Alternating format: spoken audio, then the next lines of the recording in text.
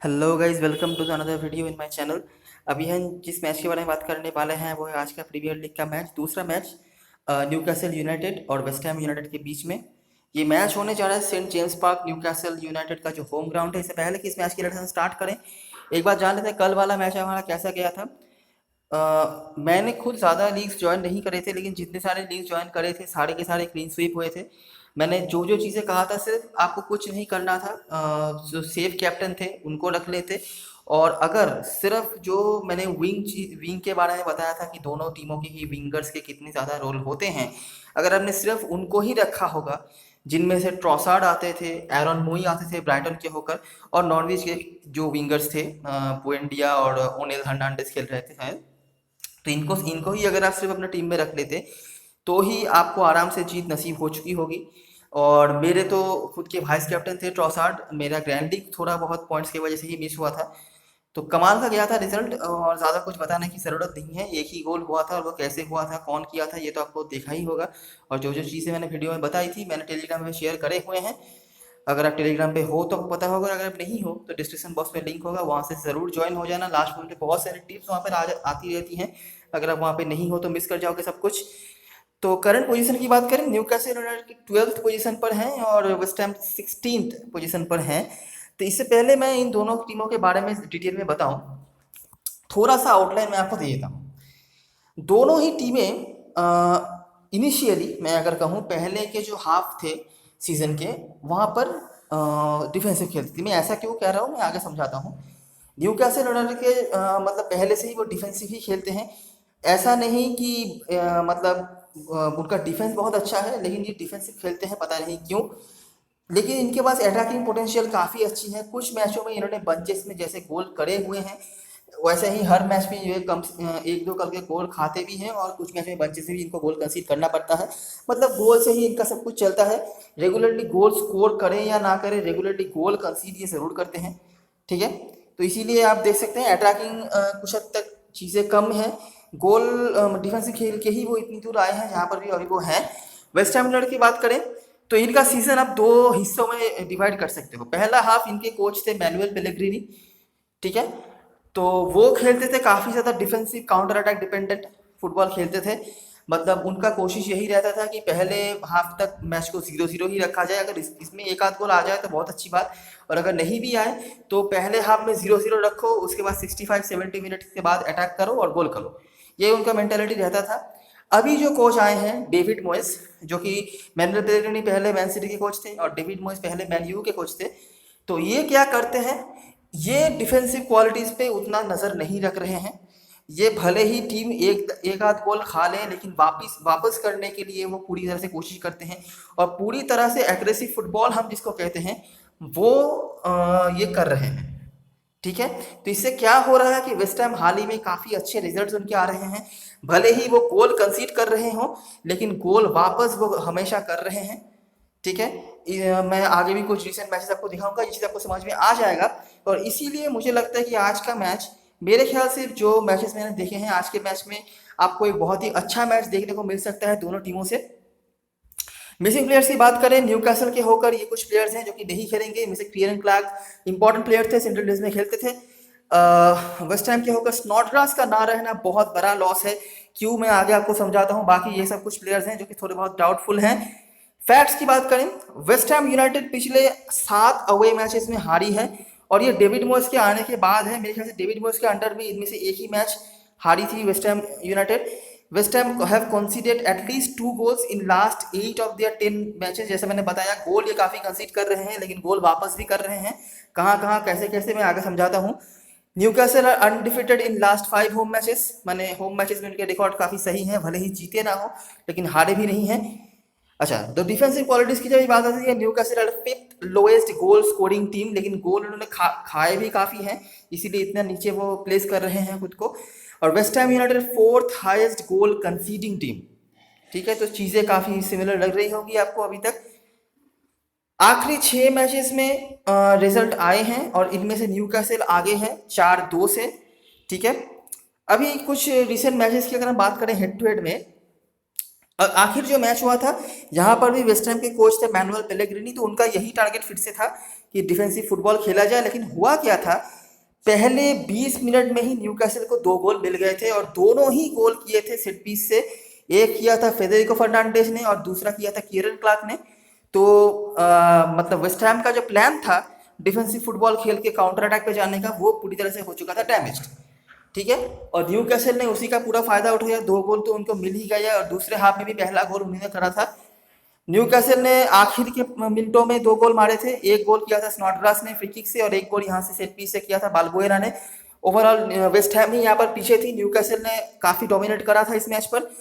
और उससे उसका सबसे बड़ा रीज़न ये था कि देखिए दोनों ही टीमों का डिफेंस खराब था। न्यूकासल की तरफ से दोनों गोल स्कोरर आ गए थे, इसीलिए उनका डिफेंस थोड़ा बहुत अच्छा लग रहा है आप कह सकते हैं। लेकिन होल्डिंग मिडफील्ड और सेंट्रल मिडफील्ड में काफ़ी अच्छा परफॉर्मेंस था न्यूकासल का, जो कि लैग किया था यहाँ पे वेस्ट हैम ने। वैसे भी वो ज़्यादा सेंट्रल मिडफील्ड्स के ऊपर डिपेंड करके नहीं खेल रहे थे इस मैच पर।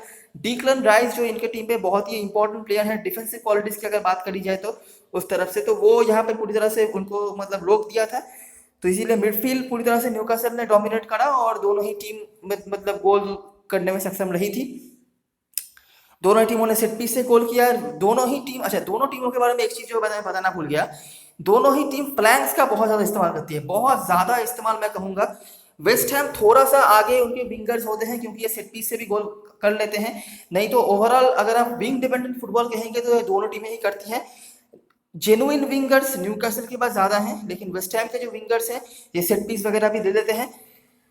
न्यूकासल के पास मिडफील्ड यहाँ पर अच्छा था, तो इसलिए वेस्ट हैम भी फ्लैंक्स का यहाँ पर इस्तेमाल ज़्यादा उन्होंने करा। स्पेशली लैंजीनी के अराइवल के बाद वेस्ट हैम ने यहाँ पर पोजीशन रखा। दोनों टीमों में से वेस्ट हैम ही ऐसी टीम है जो ज़्यादा पोजीशन रखना पसंद करती है। तो पासिंग के पॉइंट्स की अगर बात आए तो उस पर वेस्ट हैम आपके लिए थोड़ा सा आगे रह सकते हैं। फर्नांडिस सबसे ज़्यादा टैकल्स, उसके बाद हेडन, तो दोनों ही न्यूकासल के ही प्लेयर्स हैं। और जैसे वेस्ट हैम के पास पोजीशन था तो कुछ इंपॉर्टेंट प्लेयर्स जो आपको पासिंग के हमेशा पॉइंट देते रहेंगे, इनमें से एंडरसन, बाल्बोएना का नाम दिया जाएगा, डिक्लन राइस, डियोप भी थे। डिक्लन राइस काफ़ी अच्छी पासर है, ठीक है, 95% पासिंग एक्यूरेसी इनका, मतलब हालात में इनका हेल्प आपको मिल जाएगा। स्नॉडग्रास आप देख सकते हैं 14 क्रॉसेस, एक गोल भी उन्होंने दागा था और इस फिक्सचर में इनके रिजल्ट्स काफ़ी अच्छे हैं, रिकॉर्ड्स अगर मैं बताऊं तो। उसके बाद एंडरसन और जिमेनेज के 6 सेव्स। अगला मैच में अगर बताऊं तो सेम स्ट्रेटेजी के साथ आई थी वेस्ट हैम, लेकिन यहाँ पर उनका प्लान हो गया था सही, ठीक है। डिफेंसिव स्ट्रेटेजीज के साथ आए थे, पहले 7 मिनट के अंदर ही एक गोल मार दिया था डिक्लन राइस ने, ठीक है। और बिल्कुल आखिरी मोमेंट पे या फिर फर्स्ट हाफ के आखिरी मोमेंट पे जाकर पेनल्टी से गोल किया था मार्क नोबल ने। तो और बाकी मैच पूरा उन्होंने डिफेंस करा, जैसा उनका स्ट्रेटेजी रहता है बिल्कुल वही पे वो स्टिक कर गए और यहाँ पर उन्होंने हरा दिया था न्यूकासल को। न्यूकासल यहाँ पर भी डिफेंसिव स्ट्रेटेजी के साथ आए थे, लेकिन खास कुछ फायदा हुआ नहीं। मतलब पिछले अगर मैं 3 मैचों की बात करूँ ना, तो तीनों ही मैचेस में न्यूकासल ने मिनिमम 2 गोल कंसीड किया है, ठीक है। हालांकि तब कोच अलग थे वेस्ट हैम के, लेकिन फिर भी ये रिकॉर्ड है। हालांकि ओवरऑल अगर मैं बताऊं न्यूकासल का रिकॉर्ड अच्छा है, आपने देखा ऊपर, लेकिन पिछले 3 मैचों में न्यूकासल को हर मैच में कम से कम 2 गोल कंसीड करना पड़ा है, ठीक है। और तीसरा जो मैच है वहाँ पर 3 गोल उन्होंने कंसीड करा था। और सेम ही स्ट्रेटेजी के साथ वेस्ट हैम आई थी पिछले तीनों ही मैचेस में, एक बार वो हारे थे, 2 बार वो जीते थे। एक गोल पेनल्टी से आया। और यहाँ पर जैसे मैंने बताया कि वेस्ट हैम का जो डिफेंसिव स्ट्रेटेजी था काउंटर अटैक पे डिपेंड करने का, वो यहाँ पर काम कर गया। विंग प्ले एक्टिव था, वेस्ट हैम ने फिर से यहाँ पर पोजीशन रखा। कुछ इंपॉर्टेंट प्लेयर्स आपको यहाँ से दिख जाएंगे। डिक्लन राइस बहुत इंपॉर्टेंट प्लेयर है डिफेंसिव क्वालिटीज के मामले में, हाल प्ले में आप इनको जरूर पिक कर सकते हो अगर और कोई ऑप्शन आपके लिए शॉर्टेज ना हो रहा हो तो। उसके बाद मंकुइलो, आल्मिरोन, लिजुएने, ये सब प्लेयर्स से के पासेस भी यहाँ पर काफ़ी हैं। और एंडरसन उसके बाद न्यूकासल की तरफ से हेडन सबसे ज़्यादा पासेस निकालने में सक्षम रहे थे। और न्यूकासल की तरफ से रिची, जो कि मेरे ख्याल से राइट या लेफ्ट बैक खेल रहे थे, ये कभी कभार लेफ्ट विंग पे या फिर राइट विंग पे भी खेल सकते हैं, काफ़ी इंपॉर्टेंट प्लेयर हैं जब भी बात न्यूकासल के विंग डिपेंडेंट फुटबॉल की आती है तो ये है। थोड़ा सा कंफ्यूजिंग हो सकता है क्योंकि वेस्ट हैम के कोचेस चेंज हो चुके हैं और आखिरी कुछ मैचेस से आज के मैचेस में ट्रांसपेरेंसी मतलब ट्रांसपेरेंसी ज़्यादा नहीं भी हो सकती है, लेकिन कुछ चीज़ें तो हैं जो आपको समझ में अभी तक आ रही होंगी धीरे धीरे। क्योंकि न्यूकासल का जो जिनमें से एक तो है, न्यूकासल ने काफ़ी खराब परफॉर्मेंस करी हुई है पिछले 3 मैचों में। और वेस्ट हैम ओवरऑल उनका जो डिफेंस स्ट्रेटेजी था रहता था, लेकिन आज के मैच में देखते हैं क्या होता है। रिसेंट कुछ मैचेस की बात करें, न्यूकासल यूनाइटेड ने शेफील्ड यूनाइटेड को हराया। तो जैसा मैंने बताया कि न्यूकासल आती तो डिफेंसिव स्ट्रेटेजी के साथ ही है, लेकिन कुछ कुछ मैचों में उन्होंने बंचेस में गोल करे हुए हैं, उनमें से एक है शेफील्ड के अगेंस्ट में। अब बात यह है कि शेफील्ड तो इतनी अच्छी डिफेंसिव टीम है, उनके अगेंस्ट में इतना सारा गोल कैसे कर लिया। उसके पीछे का रीज़न यह है कि शेफील्ड का एक प्लेयर यहाँ पर ऑफ हो चुका था।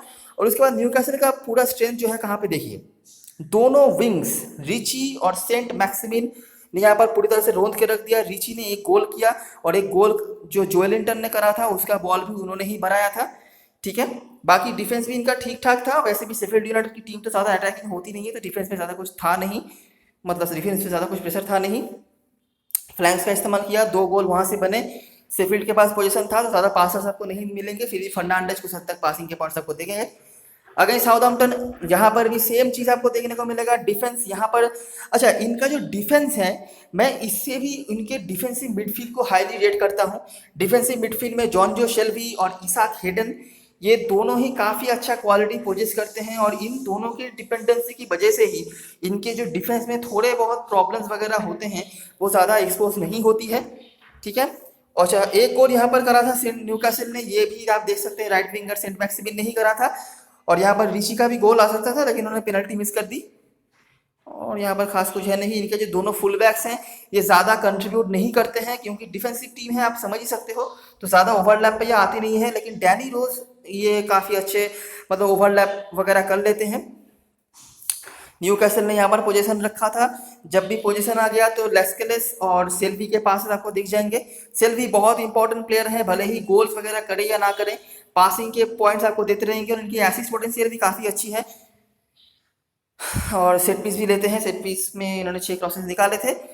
न्यूकासल आखिरी मैच क्रिस्टल पैलेस से यहाँ पर हार गई। क्रिस्टल पैलेस भी डिफेंसिव टीम ही है, ज़्यादा एग्रेसिव फुटबॉल ये खेलते नहीं है। लेकिन न्यूकासल का क्या हो गया था, जैसे ही उन्होंने एक गोल कंसीड किया उनके जो डिफेंस में एरर्स वगैरह होते हैं वो एक्सपोज हो गया और एक रेड कार्ड भी पड़ा था वैसे। ठीक है, बाकी इनका जो मिडफील्ड था, होल्डिंग मिडफील्ड, यहाँ पर लॉन्ग स्टाफ खेल रहे थे बेंटलेट के साथ, उन दोनों ने ही अच्छा काम करा।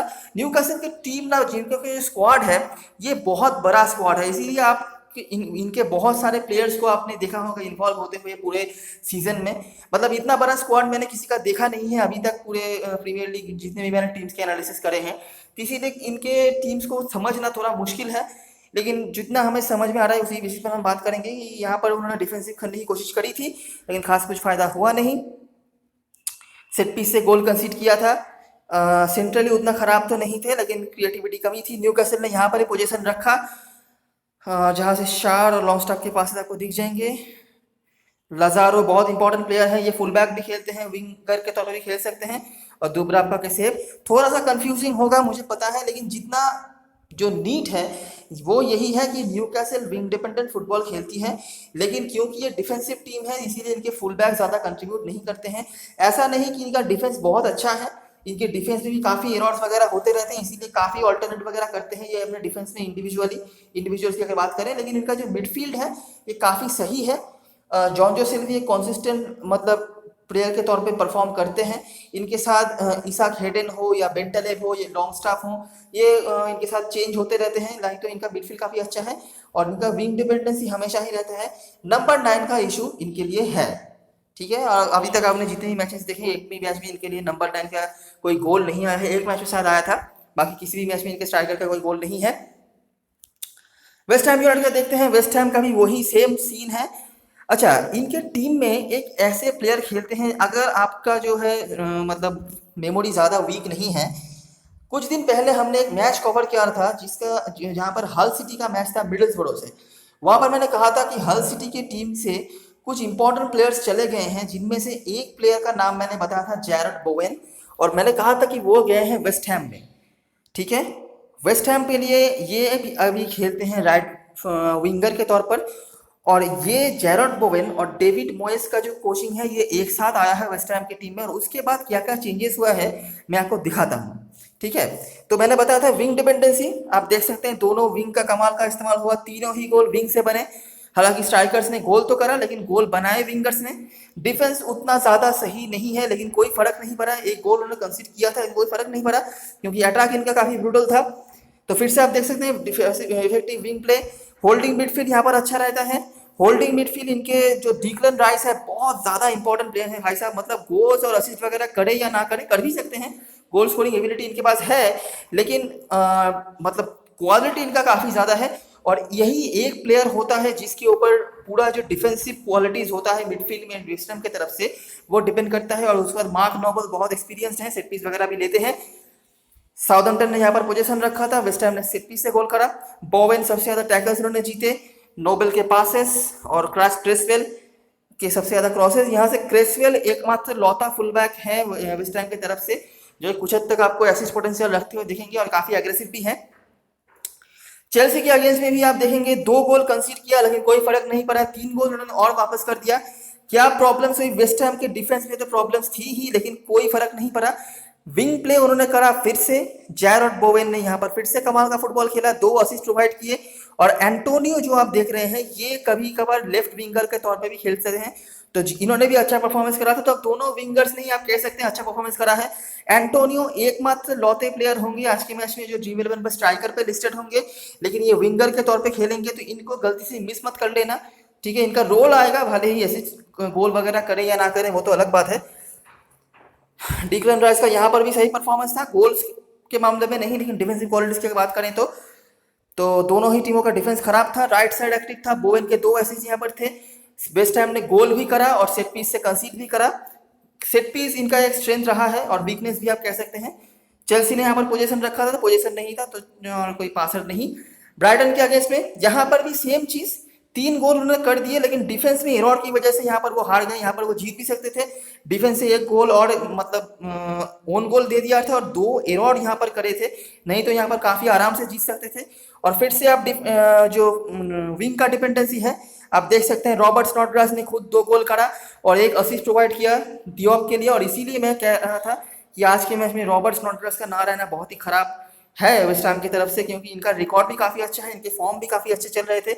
और वैसे भी डेविड मोइस के आने के बाद वेस्ट हैम बहुत ज़्यादा ब्रूटल फुटबॉल खेल रही है अटैकिंग पॉइंट ऑफ व्यू से अगर बात करी जाए तो फिर से सेट पीस से गोल किया। बेटर स्कोर लाइन हो सकता था लेकिन 2 एरर यहाँ पर कर दिए, 1 ओन गोल दे दिया। और मतलब 2 गोल जो कंसीड किए थे वेस्ट हैम ने यहाँ पर वो 5 मिनट के इंटरवल में ही 2 गोल कंसीड कर लिए थे, नहीं तो पूरे मैच में इन्होंने कमाल का फुटबॉल खेला था। ब्राइटन ने पोजीशन रखा, ब्राइटन की तरफ से विंग का इस्तेमाल हुआ, राइट साइड एक्टिव था फ्रेडरिक्स। ये इनके जो दोनों ही फुल बैक्स हैं वेस्ट हैम के, फ्रेडरिक्स और क्रेसवेल, दोनों ही काफ़ी अच्छा कंट्रीब्यूट करते हैं। फ्रेडरिक्स के डिफेंसिव क्वालिटीज भी थोड़े अच्छे हैं और यहाँ पर क्रॉसेस भी इन्होंने निकाले हैं। तो ये है वेस्ट हैम के लिए कंपैरेटिवली बेटर फुटबॉल खेल रही है वेस्ट हैम। मैं सही बताऊं तो ये अपने डिफेंस पे नजर नहीं रख रहे हैं, ये पूरी तरह से अटैकिंग मोमेंटम में चल रहे हैं। विंग प्ले बहुत ज्यादा ब्रूटल है, सेट पीस इनकी स्ट्रेंथ भी है वीकनेस भी है, लेकिन स्ट्रेंथ थोड़ा ज्यादा है वीकनेस से। इनके डिफेंसिव मिडफील्ड में डिक्लन राइस बहुत इंपॉर्टेंट रोल प्ले करते हैं। गलती से भी अगर कहीं पे 0-0 या 1-0 हो गया ना तो डिक्लन राइस अनडाउटेडली आपको ड्रीम टीम में दिख जाएंगे। लेकिन हो सकता है कि आज के मैच में क्योंकि बहुत सारे गोल्स एक्सपेक्टेड हैं तो हो सकता है डिक्लन राइस का रोल आपको देखने को ना मिले। इनके दोनों फुल बैक्स काफी कंट्रीब्यूट करते हैं। तो न्यू कैसल से तो मुझे बेटर टीम लग रही है, क्योंकि न्यू कैसल फेकली मुझे लग रहा है कि वो डिफेंसिव खेल रहे हैं जिनका कोई जरूरत ही नहीं है, वो आराम से इसी तरह से एग्रेसिव खेल सकते थे, लेकिन पता नहीं वो क्यों डिफेंसिव हो रहे हैं। तो आज के मैच में अगर मैं अपना प्रेडिक्शन बताऊं तो मुझे लग रहा है कि वेस्ट हैम आपको आज के मैच में सरप्राइज करती हुई दिख सकती है। गोल्स होंगे अनडाउटेडली, मुझे लगता है दोनों ही टीम से गोल होने चाहिए, तो ज्यादा डिफेंसिव क्वालिटीज की तरफ मत जाओ, ठीक है। ऐसे डिफेंडर्स को लेने की कोशिश करो जिनका गोल स्कोरिंग या असिस्ट पोटेंशियल हो। और विंगर्स दोनों टीमों की तरफ से मस्टली लेना, क्योंकि वहीं से काम हो रहा है। सेंट्रल स्ट्राइकर्स को आप ले सकते हो लेकिन कोशिश पहले विंगर्स पे ही करना है, ठीक है। मैं आगे आपको डेमो टीम से समझाने की कोशिश करता हूँ। सेट पीस की बात करें, न्यूकासल के होकर रिची पेनल्टी लेते हैं, उसके बाद मैक्सिमिन और शेल्वी, फ्री किक में भी लिची का नाम आता है और मैक्सिमिन का भी, साथ में लजारो। वेस्ट हैम के होकर नोबल बहुत इंपॉर्टेंट प्लेयर है मिडफील्ड से, मतलब अटैकिंग पॉइंट ऑफ व्यू से बात करें तो अर्नाउटोविच और एंटोनियो पेनल्टी लेते हैं। और फ्री किक में स्नॉडग्रास, बोवेन और लैंजिनी। बोवेन मस्ट है, जिस फॉर्म से वो चल रहे हैं बहुत सारे लोग आज के मैच में इनको मिस कर सकते हैं, लेकिन आप गलती से मिस मत कर लेना। यहाँ तक कि कैप्टन वाइस कैप्टन के लिए भी मैं अभी बता दे रहा हूँ। न्यूकासल की तरफ से हाईएस्ट गोल स्कोरर है सेल्वी, आप देख सकते हो कोई नंबर 9 का नाम नहीं है। वेस्ट हैम की तरफ से फिर भी हालर का नाम है। असिस्ट पोटेंशियल की बात करें तो सेंट मैक्सिमिन और कैरोल जो कि स्टार्ट नहीं कर रहे हैं, और यहाँ से फॉर्नाल्स और स्नॉडग्रास, ये कुछ डिफेंसिव पॉइंट्स हैं। इन पे से मैं कहूँगा फेदे फर्नांडेज, इनका डिफेंसिव क्वालिटी काफ़ी अच्छा है। और टैकल का मामले में आप देख सकते हो फ्रेडरिक्स और आर्थर मसुआकू दोनों फुल बैक हैं। ये कुछ चीज़ें हैं आप नोटिस कर सकते हो। मनकुइलो काफ़ी इंपॉर्टेंट प्लेयर हैं, स्टार्ट करेंगे नहीं है पता नहीं, लेकिन कभी कभार ओवरलैप पे आ जाते हैं। पासिंग के मामले में दोनों ही टीमों से ज़्यादा एक्सपेक्टेशन रखने की कोशिश ज़रूरत नहीं है, रोज का यहाँ पर थोड़ा बहुत पास है। आज के मैच में मुझे लगता है कि न्यूकासल ही आपको पोजीशन रखते हुए दिख सकती है, क्योंकि ये डिफेंसिव खेलती है और ये ज़्यादा मतलब डिफेंस में ज़्यादा लोग लग रहेंगे, तो इसीलिए इनके पासिंग प्रोबेबिलिटी ज़्यादा है, तो कहीं पे चांसेस कम है। लेकिन अगर आप बड़ी लीग में 0-0 या 1-0 टाइप का स्कोर लाइन सोच रहे हो तो न्यूकासल के प्लेयर्स ज़्यादा लेना। ठीक है, क्रॉसेस के मामले में मैट रिची, यहाँ से स्नॉटग्रास और क्रिसवेल। अभी एक बार देख लेते हैं दोनों टीम की पॉसिबल लाइनअप्स, फॉर्मेशंस। तो मेरे ख्याल से दोनों टीम इस तरह के फॉर्मेशन आ सकते हैं। अच्छा, मिडफील्ड में राइस तो डिफेंसिव होंगे। अब यहाँ से फॉर्नल्स और सुसेक में से मेरे ख्याल से फॉर्नल्स थोड़े से अटैकिंग माइंड पे होते हैं। मार्क नोबल शायद आज स्टार्ट ना कर पाए, तो फॉर्नल्स को आप ट्राई कर सकते हो सेंट्रल मिडफील्डर में से, मतलब अटैकिंग पॉइंट ऑफ व्यू से ये थोड़ा सा आगे रहते हैं। और यहाँ से शेल्वी, हेडन और बेंटन डिफेंसिव क्वालिटी पोजेस करते हैं। आल्मिरॉन हो सकता है कि आज विंग पे खेलें, ये भी काफ़ी इंपॉर्टेंट प्लेयर है, ये कभी भी सेंट्रल स्ट्राइकर के तौर पर भी आ सकते हैं। और सेंट मैक्सिमीन काफ़ी इंपॉर्टेंट रोल प्ले करेंगे, ये आपको तो पता चल ही गया होगा। इनके तो फुल बैक्स मेरे ख्याल से स्मॉल लीग में ज़रूर होने चाहिए। एंटोनियो बेस्ट नंबर 9 का रोल हो सकता है आपके में, मतलब बेस्ट स्ट्राइकर का रोल हो सकता है ड्रीम 11 में, क्योंकि ये विंग पे खेलते हैं। और जेरड बोवेन तो मस्ट हैव हैं ही। बाकी अगर आप चाहो तो जारमोलिंग को और गेल में से किसी को भी ट्राई कर सकते हो। जारमोलिंग को मिडफील्ड में लिस्टेड है मेरे ख्याल से, तो हो सकता है कि इनका स्पेस ना मिले, लेकिन ड्वाइट गेल को आप आराम से ट्राई कर ही सकते हो। अभी एक बार देख लेते हैं ड्रीम 11 की टीम और किस तरह से आप हालात में सोच सकते हो। तो जैसे मैंने बताया कि मेरा इस मैच से गोल्स एक्सपेक्टेड है, चाहे कोई भी टीम जीते, 3-2, 3-3 कुछ भी स्कोर लाइन हो, लेकिन मुझे गोल्स लग रहा है। वेस्ट हैम मुझे लग रहा है वैसे थोड़ा सा आगे हो सकती है, जिस तरह के फॉर्म पे वो चल रहे हैं। पिछले मैच में मतलब चेल्सी के अगेंस्ट वो जीत के आए हैं। तो यहाँ पर आप जैसे मैंने आप देख सकते हैं कि जो जो प्लेयर्स मैंने बोला, बोवेन और एंटोनियो मेरे लिए विंगर हैं, साथ में क्रिसवेल और फ्रेडरिक्स डिफेंडर्स में से। आप यहाँ पर तीसरा डिफेंडर किसी को भी ऐड कर सकते हो। पासिंग के पॉइंट्स की अगर आप देख रहे हो तो फ्रेडरिक्स, फर्नांडेज कुछ हद तक पासिंग के पॉइंट्स देंगे। बाकी मुझे ज़्यादा कोई वेरिएशन नहीं लग रहा, आप किसी को भी ट्राई कर सकते हो।